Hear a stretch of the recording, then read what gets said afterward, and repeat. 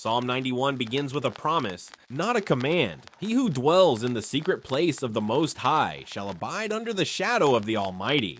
Notice the word dwells. God is not offering temporary coverage or occasional help. This psalm speaks of a life that lives near God, that stays close, that chooses trust over fear. The psalmist lists very real threats, snares, disease, terror by night, arrows by day.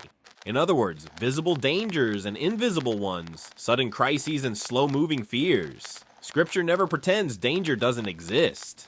Instead, it declares that God's protection is greater than the danger. Verse 4 tells us, "He will cover you with his feathers, and under his wings you will find refuge." This is not the image of a distant ruler, but of a watchful, protective parent. God's strength is not cold or harsh, it is tender and intentional. Then comes the turning point. You will not fear. Not because the world is safe, but because God is faithful. Psalm 91 does not say the righteous will never face trouble. In fact, God says later, "When he calls to me, I will answer him. I will be with him in trouble."